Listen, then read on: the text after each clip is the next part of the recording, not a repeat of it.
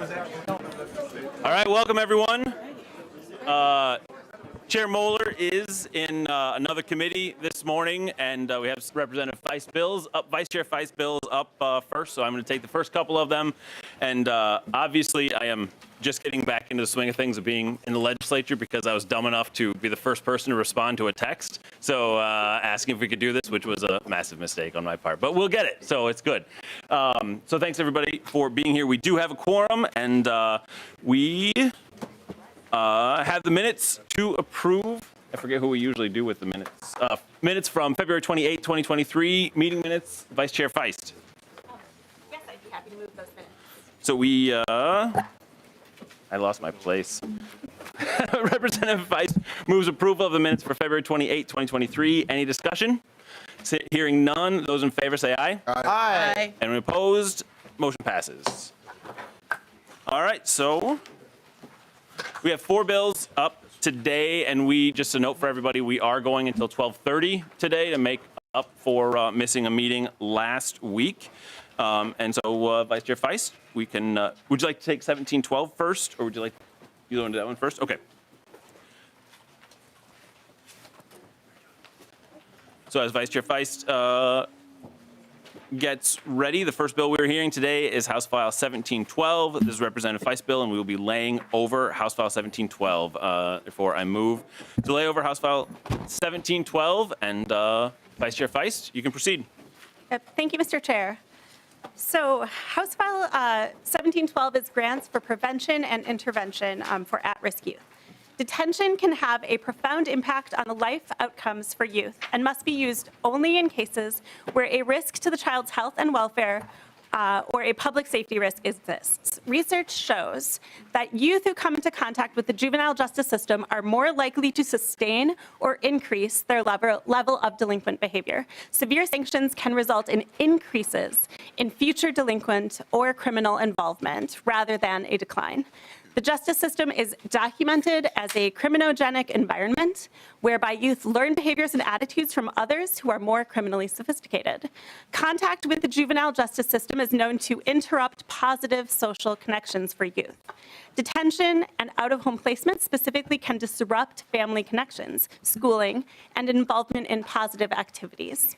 Certain delinquent acts can affect employment opportunities, rental, housing, and federal food support, college admissions and loan eligibility, careers in law enforcement, human services, education, and healthcare, and military service.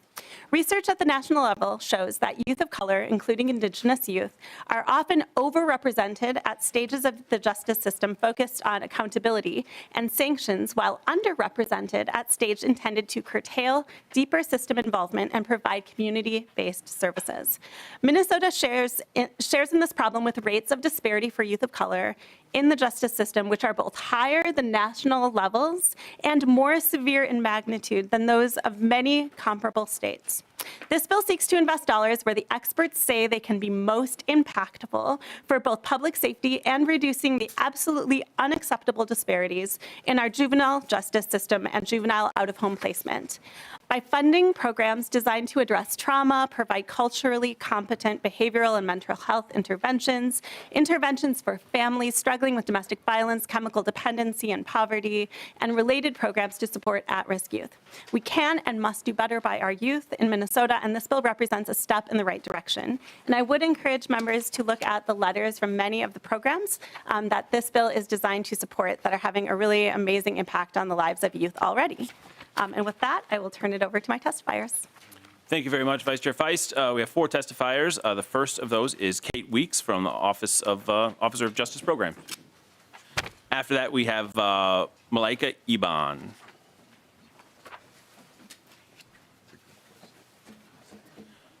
Thank you so much for being here. Please state your name for the record and proceed with your testimony.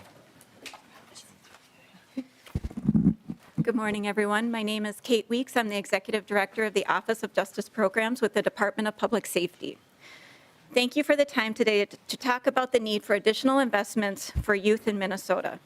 The Minnesota Office of Justice Programs currently provides grant funding for programs identified in House File 1712 through our Community Crime Prevention Grant Program, our Youth Intervention Grant Program, our federal Title II delinquency prevention funding programs, and through our crime victim services. These programs have historically offered tremendous return on investment. However, through our competitive grant process, we continually see significantly more requests than we have funding available. For example, in our community crime prevention grants, during the last competitive RFP process, OJP received $6.5 million in requests for $2.4 million available. In our youth intervention program, during the last competitive cycle, OJP received $12 million in requests for only $6 million available.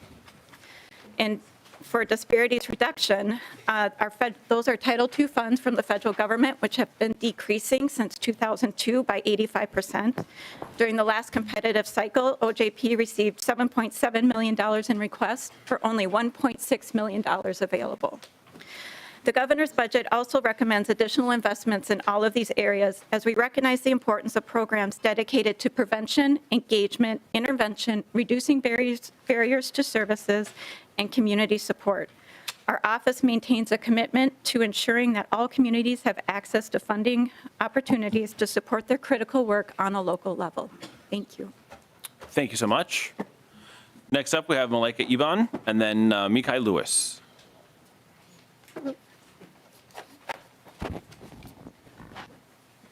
Thank you so much for being here. Please state your name for the record and proceed with your testimony.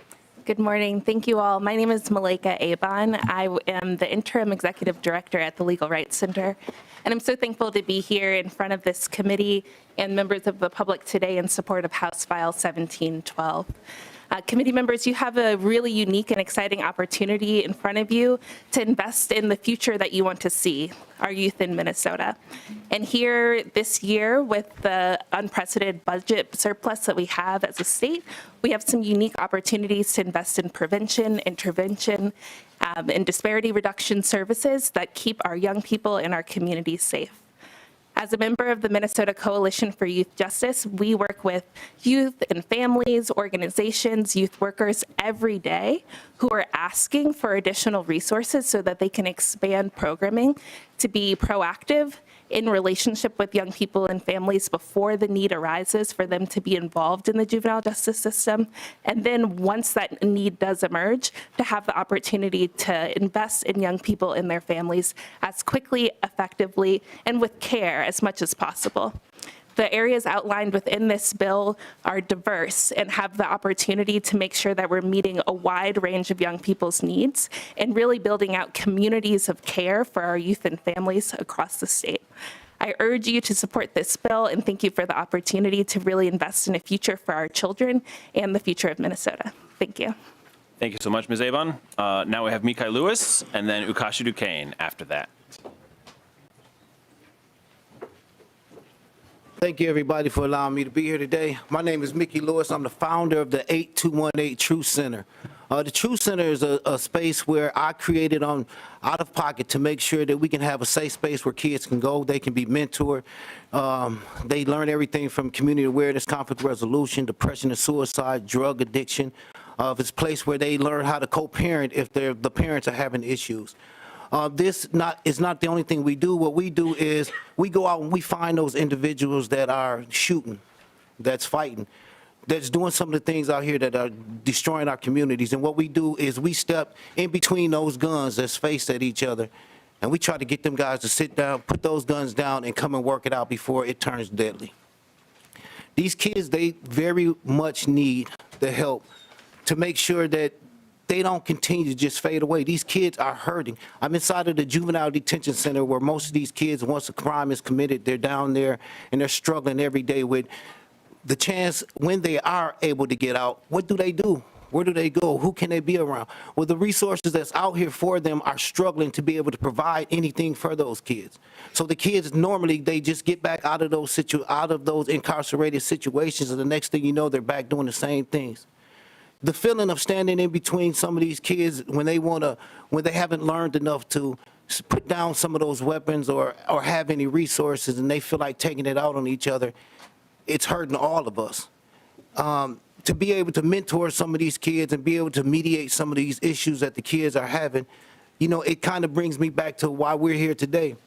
It's a lot of fighting that takes place in the upper realm of our city and our state. And those fights need to stop, just like the ones that take place down here with our kids that in these communities. We have a surplus of over $17 billion. And you mean to tell me that these communities are struggling, that mothers are crying and babies are dying, don't deserve collectively $1 billion of that to be able to fix what's going on? The problem a lot of us have is some of us feel like that money that is there is our personal money that's coming out of our personal bank accounts, and it's not. That's the community's money. That's the people's money. And every year we fight to just say, please give us a little bit so we can save these streets that are crumbling right before our eyes. Because a lot of us need to understand if these streets crumble on this side, it's just a matter of time before they're going to crumble on that side. If you don't take and put a fire out, that fire is going to continue to grow. So I just ask that the fighting stop for just a little bit, so that we can come together and start to fix what is going wrong in our communities that's affecting all of us. This is not just a one-sided show.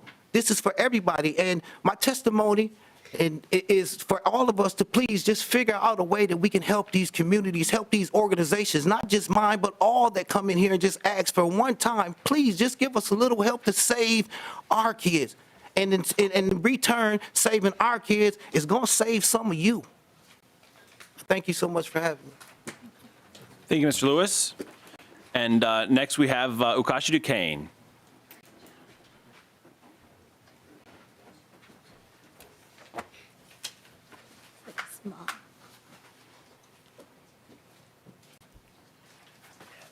Thank you very much. Please state your name for the record and proceed. Yeah, my name is Ukasha Duquesne, and I am the executive director of FREYO, a culturally specific nonprofit in Twin Cities.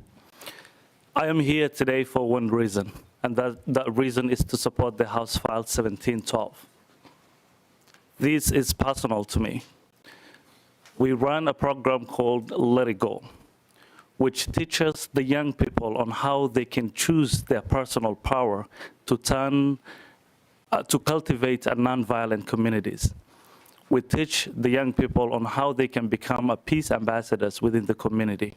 And in the year 2022, we served more than 120 youth in our communities to learn these skills so that they can cultivate a nonviolent communities with the funding from ARP.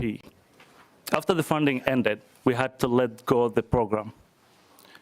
Every day I receive calls from these young people on when we can restart our program. Nelson Mandela have one time said, those people who live in violence day in, day out, think that it's the intrinsic part of human condition, but it's not. Violence can be prevented. And our program, Let It Go, is an example of that. These are culturally specific youth who have seen violence in one way or the other, who have lived in a household whose parents have seen the significant traumatic life events in their life that had a violence. They are at-risk youth. They need our support and they need our help. We have a juvenile crimes right now increasing, and we need resources right now more than ever.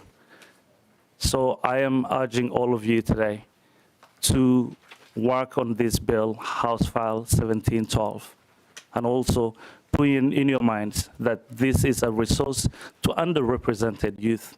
It's a resource to every young person in the community. Thank you for having me. Thank you, Mr. Duquesne. I appreciate your testimony. That's the last scheduled testifier we have. Is there anybody from the public who would like to testify on House File 1712? Yes, please come up, state your name for the record, and you have 90 seconds. Thank you.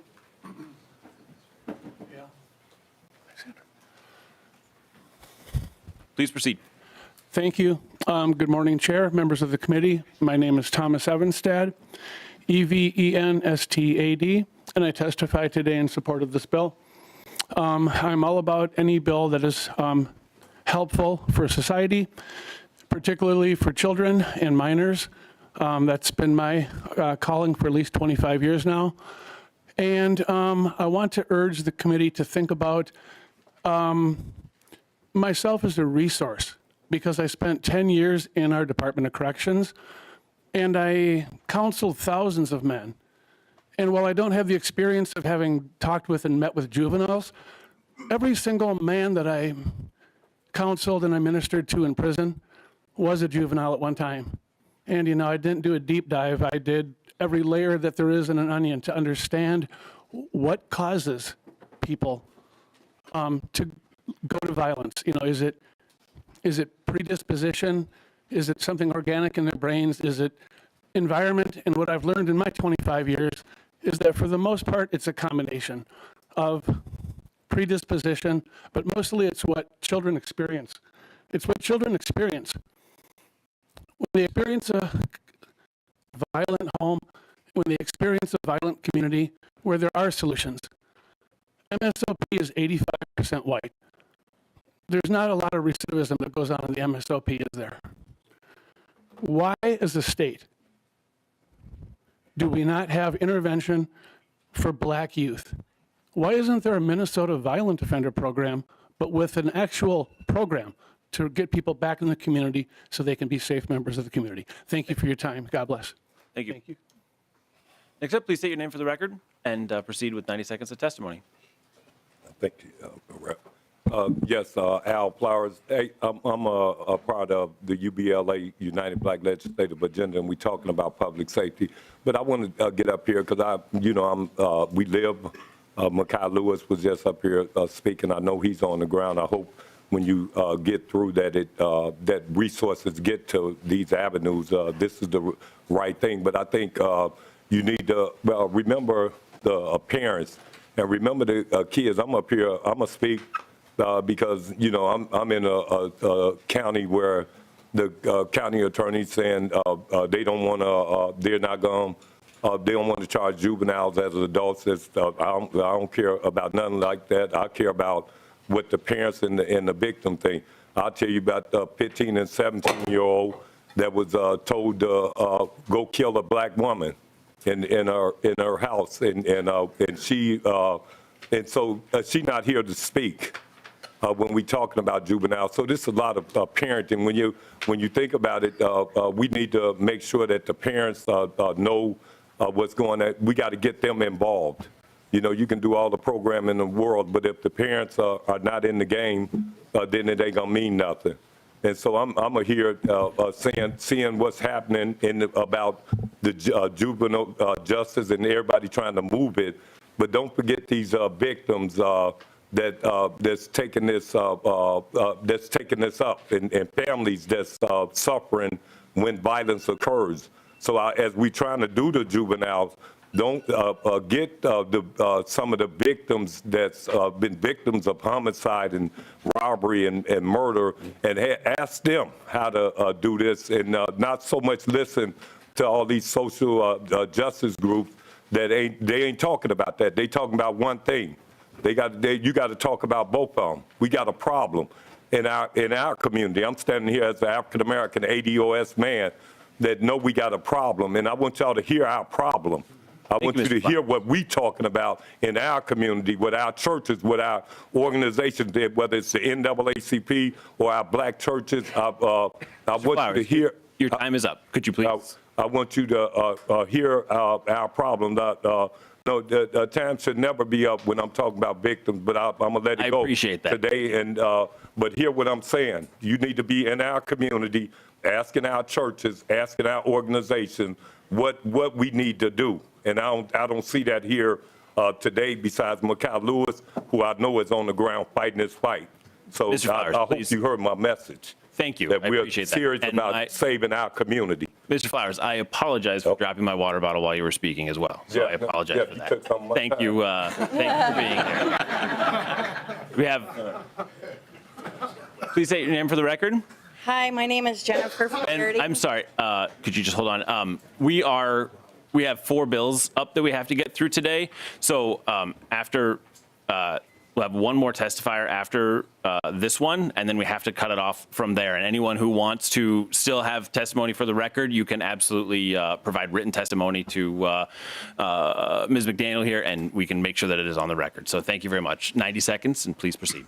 Hi, my name is Jennifer Flaherty. I'm the founder of Hope for the Brave. Our mission is to provide safe haven while assisting women to become empowered to end the cycle of domestic violence. I am a member of the Violence Free Minnesota Coalition. I am very highly in support of the bill at hand. My life represents what happens when you don't have outlets for children. As a child of 2 young alcoholic parents, I ended up being a victim of sexual violence from a family member. Sexual violence at a young age breaks a child in an unimaginable way, and in my life, along with the lives of many others, I became promiscuous at a young age. My promiscuity caused me to become pregnant at 13 and have an abortion, to become pregnant again at 14 and have my only child. My child's father was incredibly abusive, and I stayed in that relationship for way too long because I had a broken self-esteem. When I finally did break away from that relationship 10 years later, I thought that everything would be better, but I never healed because I wasn't given resources to do that. So I ended up finding relationships just like that. Carrying further to a couple of years before my son graduated from high school, to add insult to injury, I got into a couple of car accidents, and after failed physical therapy attempts, I ended up leaning on opiates to alleviate the pain. That started a 10-year opioid addiction. So I beg of you, provide the resources to get the kids what they need, because they need it. They need the kids are the future. Money needs to be poured into these children. And thank you for hearing me. Thank you so much for your testimony and for sharing your story. I appreciate it. And our final testifier on this bill, please state your name for the record and proceed. Good morning or afternoon. My name is LaTanya Reeves. I am the chair of the Minnesota Civilian Public Safety Commission. I am vice president of ASME Council 5 for the state of Minnesota, and I am president of Local 552 Probation and Parole for Hennepin County. And in that capacity as a probation officer, I am in support of this bill. We are in the field trying to make sure that we offer the services for kids in the work that we do to keep the public safe, the client safe, and the victim safe. We do recognize that there is some that may need to be incarcerated, but for the most part, we do not have access to community resources that we need to make sure that we can serve the kids and the adults that we serve in probation. As a mother of a child who's currently in prison for 16 and a half years, I begged and pleaded for help with my son. Before this happened, I saw it and couldn't get services because he wasn't in the system. So whatever we can do to prevent that so they don't get in the system would be very helpful. Perhaps if I had got that assistance when I begged when he was 11 and 12 years old, maybe he wouldn't be sitting in prison now for 16 and a half years. Luckily, my son will get out of prison when he's 30 years old, but he's been in custody almost 3 years and he's 21 years old. We have to listen to the parents in the community when we say we need these services. No matter the fact that I work in the system, I should have been able to get help and I was not able to. So I appreciate bills like this. I appreciate the fact that we're having this conversation, and hopefully we can save another child, especially the young black males. Thank you. Thank you so much, Ms. Reeves. And so if anyone else has testimony that they'd like to provide, we can give written testimony to Ms. McDaniel, and we are going to move on to member discussion at this point. Representative Hudson. Thank you, Mr. Chair. Thank you, Representative Feist. This has been a robust presentation, and I love your testifiers. I very much appreciate their willingness to come and speak today. And I want to talk a little bit about, from the perspective of the district that I represent, the difficulty that I have in trying to translate the need for this to. Do you mind? What's that? Do you mind? Oh, sure. Close to the mic. I'm sorry. I'll start over again. So all of the members on this committee were called representatives, and we represent a specific set number of people in Minnesota. The district that I come from is in Wright County. And the folks who I represent, 96% of them do not look like me. And the type of experience that they have on a day-to-day basis and the stories that they have to tell are not similar to the stories that are often told here in this committee. And for that reason, it can be hard to explain to them what they're getting for their money. Mr. Lewis, I believe it was, said, if we could have $1 billion to solve this problem. And look, if I could go back to my constituents and say, hey, it's going to cost $1 billion and we solve crime amongst juveniles, I think they would say yes if they believed that that was true. And so basically what I want to say is that I long for the opportunity, and I hope to follow up with these organizations and these testifiers to get out in the field and do what Mr. Flowers said, to talk to people and try to understand what these organizations do and how it works and how it actually results in measurable outcomes for these affected populations. Because if that is true, if we could come to the conclusion that $1 billion will solve the problem, then that would be a really great thing to know. So that's all I had to say. Thank you. Vice Chair Feist. Yeah, thank you. Thank you for your comments. I don't know what the exact dollar amount is, but I do believe that if we invest in our young people, that is a public safety investment, and it's one that will benefit all of us in all of our districts. I have had the opportunity to talk with so many experts, probation officers, county attorneys, restorative justice practitioners, victim services providers from all over the state of Minnesota. Youth struggle everywhere in every community, and the work being done all across the state, as well as within people who can come here to the Capitol and testify in person, is really remarkable and impactful. I just specifically would love to call out Yellow Medicine County and Pine County, which are doing really incredible work, interventions and restorative practices with youth that have saved so much money in out-of-home placement. It's really remarkable.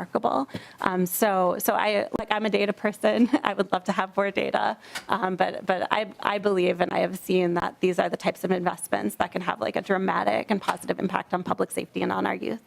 Thanks. Representative Mueller, and then we have another couple of folks on the list, and then we'll need to move on to a vote. So Representative Mueller.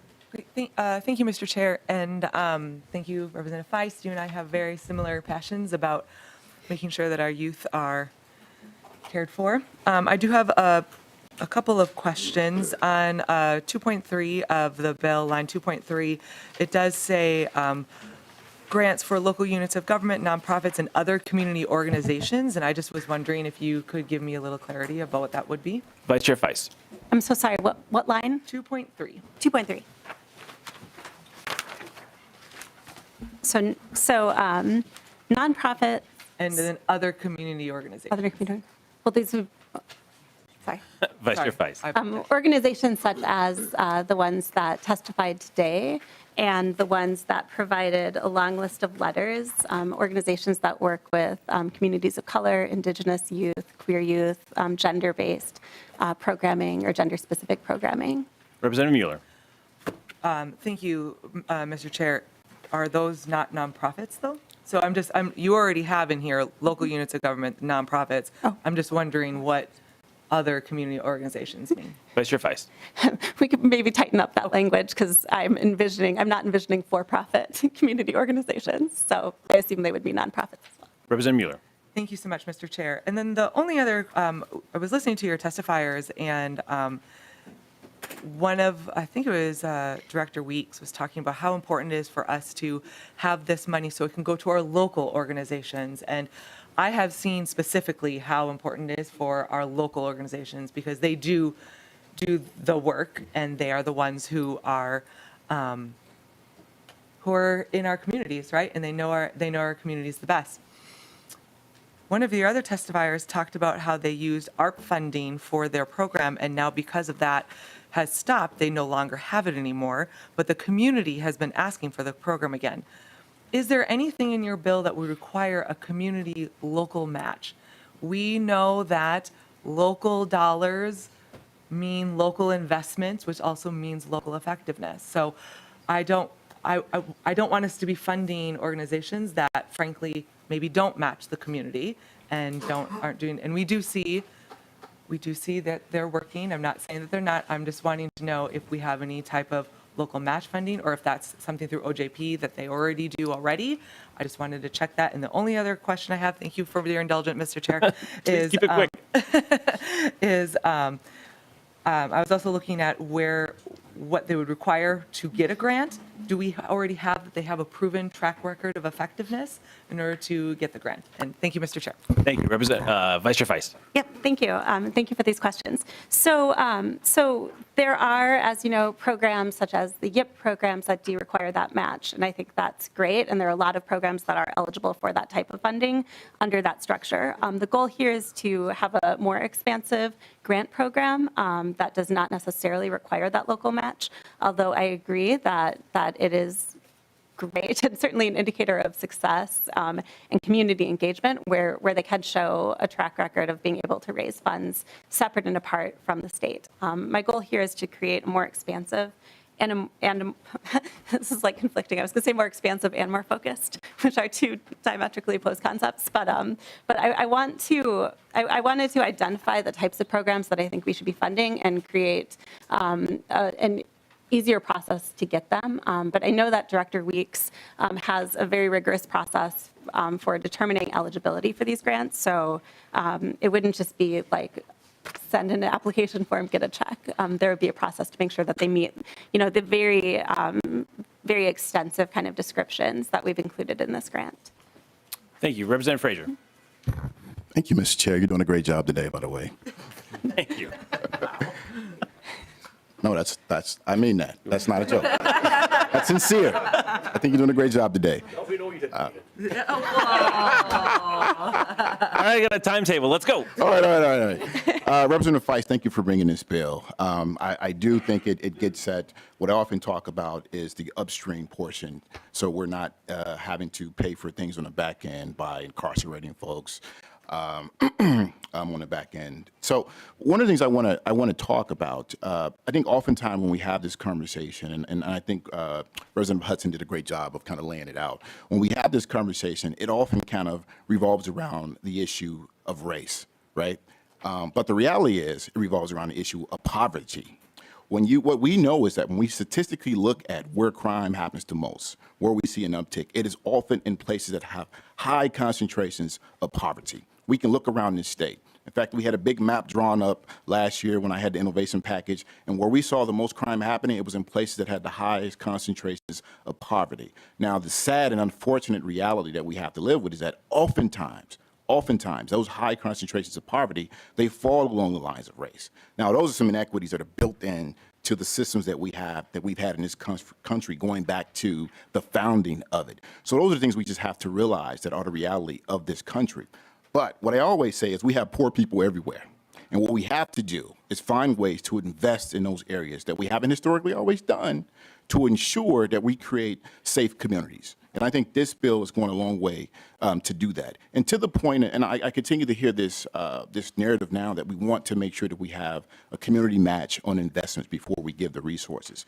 The reason we have to invest is because those communities don't have the resources to make that match. But what I can tell you is the way they're investing is with their time, they're volunteering, or they're putting their own money into it. Now, we may not be able to measure that always, but what we can know, we can look at and measure is what are the participants getting out of that program that's put in place? Who's using it? And what are the outcomes we've seen there? So thank you for bringing this bill. I know I'm a co-author, but I'm looking forward to voting for it. Thank you. Thank you so much. Any further questions? All right, seeing none, Vice Chair Feist, can you have any closing comments on House File 1712, and then we'll vote. Yeah, thank you. Thanks so much for the great discussion. Thank you to the testifiers, including members of the public who were inspired to speak up and support spontaneously, which was very exciting. This is my vision for juvenile justice. I think these investments are effective. I think they are a smart expenditure of public safety dollars. And I'm really excited about this bill. Just to comment briefly on Mr. Flower's comments, like victim services are a really huge part of this bill. We talk about trauma services, behavioral and mental health interventions, helping people who've been victims of gun violence. So that is a big part of this bill. And it also focuses a lot on families, so helping single parents, helping families that are struggling with domestic violence. So this bill is multifaceted, but my vision for juvenile justice is Minnesota that we are deliberative and we are focused. And I feel like a bill like this will help us really understand how we can effectively invest in our youth. And I would encourage support. Thank you. Thank you very much, Vice Chair Feist. And so I misspoke there. I renew my motion that House File 1712 be laid over. And then we are going to get started. I'll let you start testify on 1511, then we'll switch here. So next bill on the agenda is House File 1511, and this is also Representative Feist's bill. Would you like to move your bill? Yes, thank you, Mr. Chair. I would move my bill, and I think I'm moving it to the general register. Yep. Yes, Vice Chair right. Feist moves that House File 1511 be recommended to be placed on the general register. So you can move forward. Would you like to do DE1? You do it. Okay. So we have a DE1 amendment, author's amendment. So Vice Chair Feist, would you like to move that amendment? Yes, I would like to move that amendment, which is just technical and gets the bill into the shape I would like it. Any discussion on the DE1? Seeing none, all those in favor? Aye. Anyone opposed? Passes. And we have the DE1 amendment. So Representative Vice Chair Feist, I keep saying that wrong, sorry. Would you please discuss your bill? Yep, thank you, Mr. Chair. This bill is a common sense expansion of an evidence-based tool to ensure that juveniles are not detained unnecessarily. As we discussed in our last bill, the criminal legal system is vastly disproportionately represented by Indigenous people and people of color. Youth of color overall are 1.6 times more likely to be placed in detention than white youth. American Indian youth are 4 times more likely to be placed in detention than white youth. Statewide expansion of the use of risk assessment instruments seeks to address these disparities. The risk assessment instrument is objectively and racially, ethnically, and gender responsive guide to decision-making. There are no verbs in the sentence, but it's a neutral guide, and I'll turn it over to my expert who can actually explain what the risk assessment instrument is and why it's important to our juvenile justice system. Thank you. Thank you, Representative Vice Chair Feist, and my apologies for being late. I was presenting a bill over in Capitol 120, and looks like you were in good hands with Representative Tabke. I see that you have one testifier, Curtis Shanklin. Welcome to the committee, Mr. Shanklin. Please introduce yourself and begin your testimony. Thank you. Madam Chair, members of the committee, really appreciate the opportunity to be here today. My name is Curtis Shanklin. I have the distinct honor to serve as Deputy Commissioner at the Minnesota Department of Corrections, where I oversee the Reintegration and Restorative Services Division.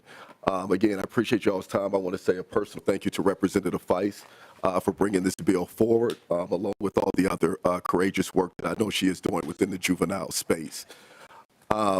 You know, I've been up here and I've had the opportunity to come and testify before you all for a number of years. And for me, that's been a great pleasure.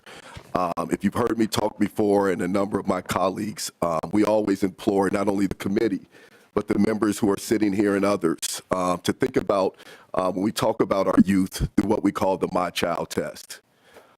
That means that if your son or daughter, grandson or granddaughter, niece or nephew had contact with the juvenile justice system, how would you want their experience to be, right? And before I kind of talk about the risk assessment instrument, which has been vital, particularly to juvenile justice reform here in Minnesota, I'd like to provide some context. I believe our law enforcement partners, the women and men who put on that uniform and that badge, are courageous. It is a noble profession. And there's a history within my lineage that speaks to that. And despite sometimes their courageous efforts, the data will show we do have glaring inconsistencies across the state. Representative Feist mentioned some of those disparities that we have here in the state that not only rank high here in the state, but put us first in the nation in some of those categories. We can do better. I think it is incumbent upon us to do better. Here in Minnesota, we talk about and we hear narratives around our youth. I myself am an African-American black man. We are not a monolithic group or community, right? On any given year, 70 to 75% of the youth who come into contact with the justice system come into contact for what we consider our Part 2 offenses. Those are our lesser persons or property crimes. The vast majority of our youth are not engaging in what we consider our Part 1 offenses. Now, that does not mean that those youth should not be held accountable. You will never hear me say no youth should ever be placed in secure confinement. That's just not the reality. Unfortunately, sometimes our youth make some very poor choices that warrant them to be placed in secure confinement. But we also have to do that in the most objective way possible. Because what we do know is once the youth is introduced to secure detention, the chances of them committing a higher crime, potentially a felony, increases by over 60%. I think the other thing that is important to point out is that when we talk about the diversity of our youth who do come into contact with secure confinement, 60% of our young women are victims and survivors. They too come into the contact with the juvenile justice system. How would we want their experience to be, and what tools are we using to make sure that the quote-unquote right youth are the youth that we are placing in secure confinement? The risk assessment instrument is a validated tool that is used at the point of intake. It is to help guide those decisions on who we do place into secure confinement. You will hear another bill that will be presented later that speaks to some of the practices that youth can be exposed to once placed in secure confinement. I want people to keep in mind that here in Minnesota, the age of delinquency is 10. 10. That's typically a fifth grader. So we're talking about people as young as 10 years old being placed in secure confinement. We should keep that in mind. Again, when you think about your daughter or your son who could potentially be 10 years old and can be placed in secure confinement, right? Minnesota went on this reform track, particularly with JDAI, the Juvenile Detention Alternative Initiative, over 20 years ago. At that point in time, we had detention facilities that were overcrowded, and we're looking for a way to drop those numbers. With the work of the Annie Casey Foundation, Minnesota adopted the JDAI model. We were able to decrease our detention facilities by over 80% at its highest point. The precipitous drop that we see was in large part to the use of a risk assessment instrument at the point of intake. This was without compromising public safety, and it saved communities and counties and taxpayers millions of dollars. I wonder, when we talk about this risk assessment instrument, it's also important to mind that this is just between that 36-hour window and when a youth comes into detention and when they will have their first court appearance. It is an objective tool that helps take into consideration a couple of factors: their level of offense, pending and prior history, aggravating and mitigating factors. At that point in time, the person at the detention facility has the opportunity then to use that tool to help guide their decisions on who they will take into secure detention. I think the other thing that is important to understand is when we talk about our detention facilities, who really have the option to let into their facilities who they so choose.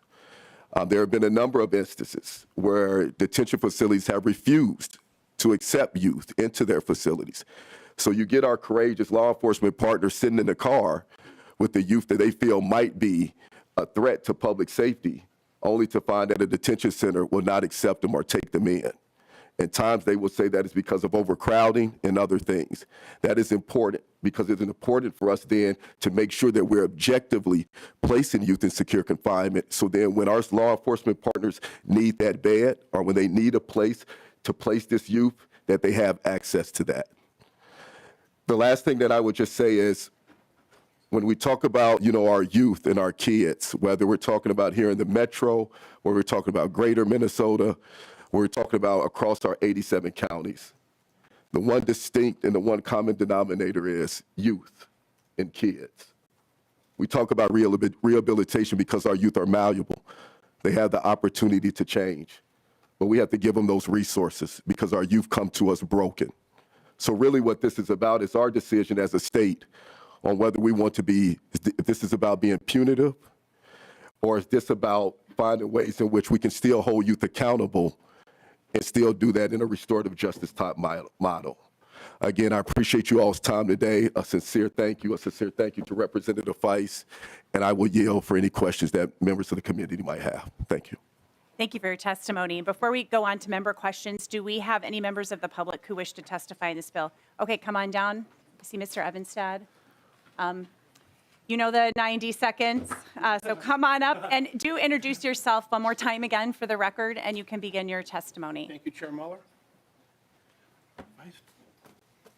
Thank you, Chair Muller. My name again is Tom Evanstad. That hasn't changed. And I'm testifying briefly on this bill from a personal perspective, and it ties into the bill after the next, the cannabis bill. My sister, when she was 16 years old, and she was a juvenile at that time, she's 16 years old. I grew up out in Edina, and my sister went to pick up a stick of weed, a joint, down on Lake Street and Hennepin Avenue because because it's illegal, and I want to shout out to Paul Gazelka. I believe I see him in the room. So what my point is that my sister went to get some cannabis at 16 as a juvenile. And then my sister wound up being pimped and beaten and raped from Los Angeles to New York. So I'm not really sure where law enforcement was in that equation. But, be that as it may, I'm here to testify in support of this bill and anything. And then when my sister was returned, she was returned to me. I went to the doorbell at 6005 Leslie Lane in Edina, and a Minneapolis police officer gave my family back my sister. And you know what he told me? I'm the one that answered the door. He told me that it was against policy to bring my sister from Minneapolis to Edina, but that when he saw her on the streets and he convinced her that there was only two paths ahead of her, the graveyard, and the other one was bad too, I don't even remember. But anyway, my point is this: real police will violate policies to save lives, and that would be very helpful in this case because one of them is already gone. Thank you, Chair Muller. God bless you. Have a good day. Thank you. Anybody else from the public on this bill? All right, we're going to move on to member discussion. Representative Hudson. Thank you, Madam Chair. My question might be best answered by Deputy Commissioner Shanklin. This both confuses and concerns me, the fact that we have a perceived need to require objective criteria in determining whether or not a juvenile should be detained or released. One would assume that that's the status quo. It's apparently not. Can you go into some more detail regarding what is the current process being used to assess whether or not a juvenile should be detained in a secure facility or released in some fashion? Deputy Commissioner. Madam Chair, Representative Hudson, good question. I can speak to, as someone who used to work at a detention facility myself for a number of years. Within our JDAI sites, I'll start with them. They use an objective tool. So at the point of intake, what happens is because they become so well-versed, particularly with the collaborative effort with law enforcement, they have an understanding of what the tool will kind of dictate based on prior youth being brought in. And so what happens is there's typically a phone call that I'm going to bring a youth up to the facility based on what would be their potential score. There then is a conversation on whether or not that youth will be admitted into the facility.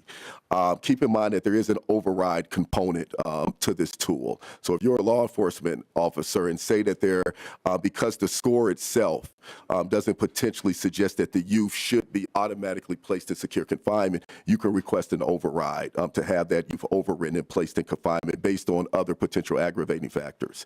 In those facilities that don't use an objective tool, it's really based upon their intake criteria. So you will have a law enforcement partner particularly bring a youth up to that facility. At times they might call first, at times they might come in with that youth.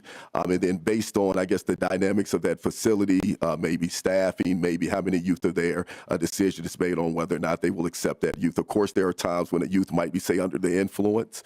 At times, at those times, typically, that conversation leads the youth to taking that youth to, say, a hospital or something to get them medically cleared before they can be brought into the facility. We don't have a juvenile detox within the state like we do, for adults. So the decision, again, can be very subjective. Across the state. It's inconsistent. There's no uniformity. And I think that's another important part to this tool. I think it gets us to the point where we have consistencies so that we can get out of this kind of justice by geography. Representative Hudson. Thank you, Madam Chair. My follow-up would be, I'm trying to reconcile the word objective with what follows in line 110 and 111. Must use an objective and racially, ethnically, and gender responsive juvenile detention risk assessment. What does that look like? What are the objective criteria related to those categories, race, ethnicity, and gender, that would factor into this type of instrument? Yeah. Madam Chair, Representative, another good question. So when you speak to those, that's the validation of the tool. So that is to suggest that those three criteria will not impact the decision that is made from the tool, so that it excludes those things. And what it takes into consideration, again, is aligned with current offense, prior and pending, criminal history, aggravating and mitigating factors. Anything further? Just that I like that answer. Thank you very much. All right, further member discussion. Representative Novotny. Thank you, Chair Moeller. Deputy Commissioner Shanklin, you described the Part 2 crimes. For the committee here, can you describe what those Part 2 crimes are? Deputy Commissioner. Madam Chair, Representative Novotny, good to see you. Our Part 2 offenses could be anything considered fifth-degree assault, disorderly conduct, loitering, curfew, those type of things. That's a part to our Part 1 offenses, where would be your homicides, aggravated robbery, rapes, and so on and so on. Representative Novotny. Thank you, Chair Mueller. Deputy Commissioner Shanklin, and that's what I was thinking, because I was thinking, what are the times that we would send a juvenile to holding and secure holding? And most of the state for a juvenile will result from a domestic assault arrest, which is by state law mandatory hold. So how does that play into the statistics that we're talking about here? Deputy Commissioner. Madam Chair, Representative Novotny, if I'm understanding your question correctly, you're speaking to potential domestic offenses, and how does that play a role into is that what you're? Representative Novotny. Thank you, Chair Mueller. Deputy Commissioner Shanklin, yes, you talked, you were citing some of the numbers that are Part 2 crimes. If domestic assault, I feel will probably play a pretty big part of that Part 2 crimes that people are being held for. Okay. Would you agree that that's something that's going to slew the numbers? Deputy Commissioner. Madam Chair, Representative Novotny, I wouldn't necessarily say that it would be something that would skew the numbers. I know that in a number of our 87 counties and jurisdictions across the state, particularly the response to domestic violence because of the complications that lie within that, it can be hard to discern from that exactly. So the numbers will bear out and will speak to what of those offenses account for domestic violence. But again, I think that's important, and that's why I mentioned the override, because what we do know with domestics, it can be very complex. That could be a sister and a brother. That could be people who are in a intimate relationship and other type of relationships. And so it could be as simple as, to your point, where it might score as a misdemeanor, but it could be that because of the dynamics at that particular home, they would not warrant that youth to be able to go back there, right? And because I think we have roughly around 312 shelters across the state, many of which will not accept, someone who has any type of history of aggression, behavior, and those type of things. So where that might be a typical place that might be amenable for a youth in that type of situation, we do have equipped with this tool is the ability to override. So they can take into consideration a special circumstance like that, and because of the dynamics, and request an override that will then have that youth held to their initial court appearance. Representative Novotny. Thank you, Chair Mueller. And continuing that, you described that there's, and tell me if I'm wrong, 80% reduction in the amount of juveniles that have been placed in secure holding due to changes. So what is something that someone could be held for? Deputy Commissioner. Madam Chair, Representative Novotny. So when I talked about our 80% decrease at its highest point in our detention facilities, that was because when we first took on, when counties like Hennepin and Ramsey first started using the risk assessment instrument, what they were able to see, and when you look at then across the state, St. Louis County came in after that, Dakota County, what we were able to see again at its highest point was an 80% decrease in the number of youth who were in those particular facilities. And so when we're still talking about that point of coming into the facility, those youth, again, for Part 1, based on their score, still can be subjected to be then, based on that score alone and other aggravating factors, could still produce a score that would help the person making that decision that would then determine that youth should be placed in secure confinement. Representative Novotny. Thank you, Chair Mueller. So do you have this form that we could look at, or the scoring that you're proposing for the statewide uniform And Deputy Commissioner, if you have that, that's something that we can make available to the committee later. Yes, Madam Chair. Yes, Representative Body, I can get you that form. Each of our jurisdictions, they use the model, and there's a collaborative effort to then take that model and tailor it to their jurisdiction, right? So if you take a place like Wisconsin, they use what we call a DRE. So they have one risk assessment instrument that the entire state uses, and that's what you have to use. Here in Minnesota, we know that there is uniqueness within our 87 counties and our jurisdictions. So what you still use the model, but then there's a collaboration of folks that includes law enforcement, county attorneys, public defenders, social services, probation. They all come together and then tailor that tool to their population and their jurisdiction. But I could get you, again, for each of our counties that use it, how those offenses rank and score based on the model. And Representative Novotny, hopefully you're just about done. All right, go ahead. Thank you, Chair Mueller. So, if we look at the major crimes, carjacking, which is auto theft by robbery, burglary for second degree, are those going to be, would that fit into the grid as a mandatory hold? I believe it's subject, yes. I'm sorry, Madam Chair, Representative Novotny, yes. Thank you, Chair. Thank you. Absolutely. All right. Any closing comments, Representative Feist? Objective metrics are good, so I would encourage members to support this bill. Thank you. Representative Feist renews her motion that House File 1511 as amended be recommended to be placed on the general register. All those in favor signify by saying aye. Aye. Opposed? The motion prevails. Thank you for your testimony, Deputy Commissioner. Thank you, Madam Chair. Appreciate it. All right, next up we have House File 1233, Representative Pinto's bill. And I will move that we're laying over House File 1233. And while Representative Pinto makes his way to the testifier table, I believe that you have an A5 amendment. Representative Pinto, would you like to move your amendment? I would like to move that amendment, Madam Chair. All right. Do you want to explain what the amendment does, or is it easier for us to just adopt it first? You know, I'll just say, Madam Chair, that the amendment makes significant changes in response to a number of points and concerns that have been raised by folks. I think it'll make sense if members are okay just adopting it together in the form that I wish, and then we'll discuss the bill. All right. Any discussion to the A5 amendment? Seeing none, all those in favor signify by saying aye. Aye. Opposed? The motion prevails. The A5 amendment is adopted. Great. Representative Pinto, please tell us about your bill as amended. Thank you, Madam Chair, and I'll maybe invite the testifier who's going to be with me to come up because I know we're very tight on time.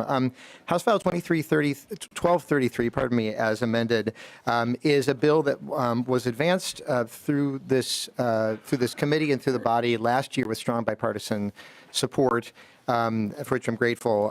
It addresses two particular concerns relating to juvenile detention. One is the holding of young people in solitary confinement, or what is called disciplinary room time, for the purpose of discipline. I should note that there may and certainly are going to be circumstances where it's necessary for a young person to be isolated for the purpose of the safety of themselves or to others. But we want to make sure that there are strict safeguards around that, and we do not want to have that happen for the purpose of discipline. And we know that that has a significant negative impact on young people. The other issue addressed in the bill is to prohibit strip searches, visual inspections of unclothed breasts, buttocks, or genitalia, except in certain limited circumstances. I'll note that there's robust reporting in the bill. I know that we'll get to all that, but I think it makes sense to be hearing from our testifiers, and then we'll have a discussion about the bill. Madam Chair. Thank you. And I see Commissioner Schnell is here. Come up to the testifier table. Welcome back, Commissioner. And you know the drill. Introduce yourself and begin your testimony. Yes, thank you, Madam Chair, members. Paul Schnell, the Commissioner of the Department of Corrections. I'm going to make my testimony very brief. We stand in support of this bill. We know that this is an issue of significance and real importance. We propose, as the bill proposes, there is a prohibition against the use of separation isolation for disciplinary purposes, which we believe makes sense. And then it sets in motion a process by which we would do rulemaking to work with the partners to ultimately establish a way forward and provide clarity that we believe would be best for young people as a policy in our state. And with that, I will conclude my comments. Thank you, Commissioner. Next up, we have Tamara Hill, and then on deck, we have Malika Eben. So if that person on deck wants to make their way down too, that would be helpful. Hi, welcome back to the committee. Please introduce yourself and begin your testimony. Hi, good morning, Chair, committee members. Thanks for having me today. My name is Tamara Hill. I'm a registered lobbyist and policy officer at the Center for Victims of Torture, which is a nonprofit that's headquartered in St. Paul, but we have offices in the U.S., Africa, and the Middle East. I manage and lead our Healing, Incarceration, and Policing program, which advocates for legislation that uplifts and supports our clients and communities in Minnesota while increasing equity and accountability in our public safety infrastructure. We have a long history of advocating for the basic rights of people, and because of that, we strongly encourage you to support this House File 1233.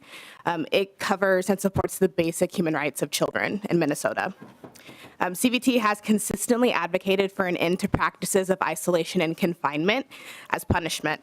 And we've worked with advocates and people who have endured solitary or similar isolation in many different capacities, including at Guantanamo Bay and in U.S. ICE detention. The stories we're hearing from children in Minnesota mirror the experiences we hear from other people we've worked with around the world and in our country. And that should be a devastating wake-up call to Minnesotans. When a child is sentenced to detention, the detention is the punishment. Cruel, inhumane, and degrading treatment is not included in that sentence. And more to the point, children are detained so they can be helped, so they can receive treatment and guidance. And instead, our state's excessive use of DRT hurts them, not just by preventing their healing, but actively making their trauma, mental health, and distrust for law enforcement and our carceral system worse. Our legislator has the opportunity once again to end this unconscionable practice in our state, and protecting the rights of children who are detained is imperative to maintaining the integrity of our state's values. It establishes expectations and standards in our prisons and keeps our community safer in the long run. Thank you for your time. Thanks for your testimony. Next up is Malika Aban. And then on deck, we had a number of public testifiers sign up. So Elliot Abutai, if you want to make your way down, and Matthew Bauer as well. Welcome. Please introduce yourself and begin your testimony. Good morning, Chair Mueller, Vice Chair Feist, and the rest of the committee. Thank you for having me again. My name is Malika Aban, and I'm the Interim Executive Director at the Legal Rights Center in Minneapolis and a member of the Minnesota Coalition for Youth Justice. In all of the discussions that we're having today about youth, I want to reiterate the point that Deputy Commissioner Shanklin made, that we're talking about children who can be as young as 10 years old. We're discussing the treatment of some of the most vulnerable members of our state who have already been deemed by the court to be in need of specific services. Locking children in cells to punish them is torture, plain and simple. It's a practice that has been deemed unacceptable by the United Nations and by the American Academy of Child and Adolescent Psychiatry.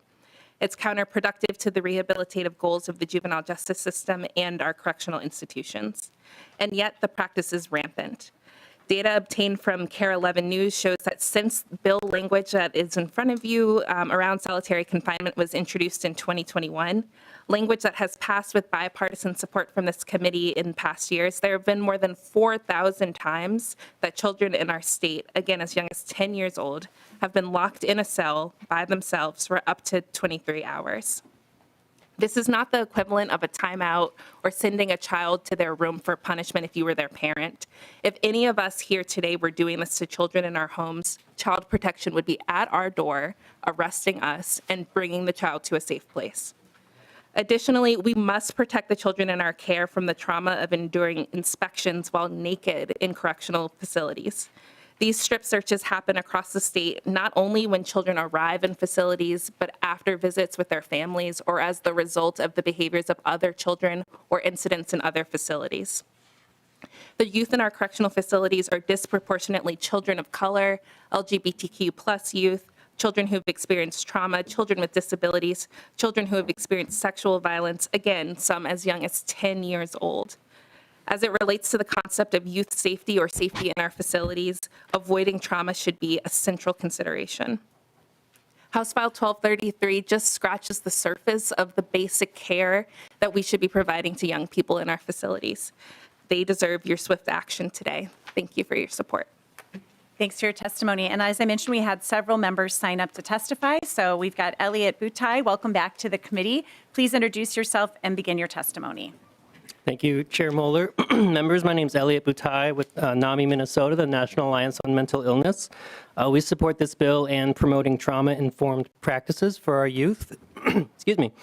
One way we like to think about trauma-informed practices is instead of asking what's wrong with you, we ask what happened to you. While this bill is focused on prohibiting these traumatic practices, it's also important to talk about the alternatives. The rules that were referenced earlier, 2960, or also known as the umbrella rule, they have clear requirements for seclusion and restraints.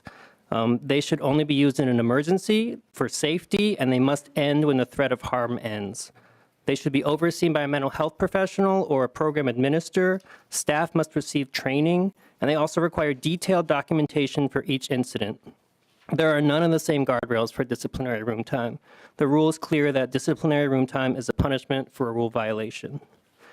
We're empathetic to the many detention facilities that are under-resourced. We know it will require resources for training, staff, and technology, but the simple response is that if we need more resources to end these practices, then this legislature must provide those resources. Finally, when we're talking about Minnesota's juvenile system, we're talking about disproportionately Black and Indigenous children. Right now, our policies show that we're okay asking some children what happened to you, while we're still asking other children what's wrong with you, and we need to change that. So we urge you to support this bill, and thank you for the chance to speak today. Thank you for your testimony. We have Matthew Bauer and then Ed Reynoso on deck.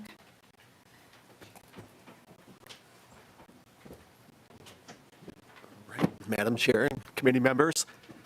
Good morning. My name is Matt Bauer. I'm the superintendent at Dakota County Juvenile Services Center. I'm the co-chair of the Juvenile Justice Advisory Committee, Mental Health Subcommittee.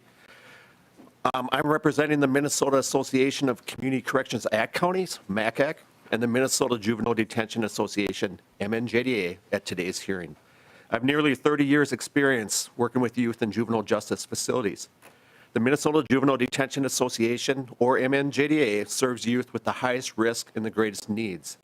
These are the youth that have nowhere else to go in Minnesota and have been determined by courts to be unsafe in our communities. We are committed to providing these youth our best services, including providing them an opportunity to be the best they can be. We cannot do this in an unsafe setting. We are concerned that the complete elimination of disciplinary room time without a safe and viable alternative could lead to increased assaults, unsafe situations, and further trauma for the youth we serve. We do thank Representative Pinto for the revisions that were recent. Those are certainly provide us with some parameters and help to keep the youth safe. I want to continue by just saying DRT, disciplinary room time, was written into our licensing rule 20 years ago. It is not the name we chose or would choose today because youth should not be isolated as a form of discipline, but rather only when it is necessary to keep youth safe. As stakeholders, we strongly endorse revision and reform, but we need to have a voice as practitioners and subject matter experts. Seclusion, as written in Minnesota licensing rules, is not a viable replacement for DRT. It requires a staff person to constantly look into a room and monitor the youth. The youth do not want this, nor is this a trauma-informed care. I would ask you to refer to my written testimony where I interviewed 26 youth at the Dakota County Juvenile Center. I explained to them what seclusion wanted. And the most common response by those youth was it would be uncomfortable, and I would not be able to calm down if someone was constantly watching me. So as written in rule currently, seclusion is not a viable replacement for DRT. But I will reemphasize, reform is needed, and we are committed to doing better. In closing... Okay, great. Thank you. Just if you can wrap it up, please. Thank you. Oh, I'm sorry. In closing, MNJDA is reducing the use of room time by increasing our evidence-based practices, our incentive-based programming, our safety stabilization planning. We agree with support further reform. We have made great strides to meet the growing mental health and trauma needs of youth while other programs and services in our state have disappeared. We ask that we are allowed an opportunity to partner with the Minnesota Department of Corrections and others to update the licensing standards around room time so we can provide a safe environment for youth to become the best they can be. All right, thank you. Yeah, Yes. Thanks so much for your testimony. All right, next up we have Ed Edward Reynoso. Welcome to the committee. Please introduce yourself and begin your testimony. If you can keep it to 90 seconds, too. We had given that warning in advance, but I'd forgotten to say that. I'll be very brief, Thank Madam you. Chair. Thank you so much for the opportunity to be here today, first of all, for both you and the committee members. My name is Edward Reynoso. I'm the political director for Teamsters Local 320. I want to thank the committee for the opportunity today, and I certainly want to thank Representative Pinto for the A5 amendment. We were prepared yesterday to testify about concerns that we had. The A5 amendment has somewhat eliminated the majority of them. Now, I'd like to take a step back and say that our corrections institution and our communities are in a crisis right now regarding mental health. We need to do better. Also, when it comes to some of this language in this bill, a lot of it could be averted if we installed full-body scanners. It's instituted in our airports. It's used in some corrections facilities. And quite frankly, if they could do it in Tennessee and Arizona, there's no reason why we can't do it here.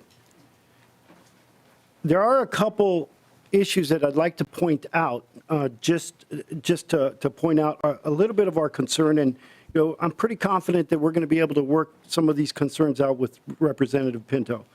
On line 1.15, healthcare professionals performing searches. I can tell you right now that healthcare professionals do not and will not, in most cases, search some of the residents if they are asked to. So to have that in the bill, I don't know whether it really works, but we're a little concerned that's listed as an option. Secondly, the other thing I want to point out is on line 1.18, trauma-informed search techniques. We hope that the department steps up and trains our individuals. We represent about 800 folks in this industry. We hope that the Department of Correction does everything they can to make sure that they train our personnel, our members, and the entire process is open and transparent. And Mr. Finally, finally, you can wrap it up.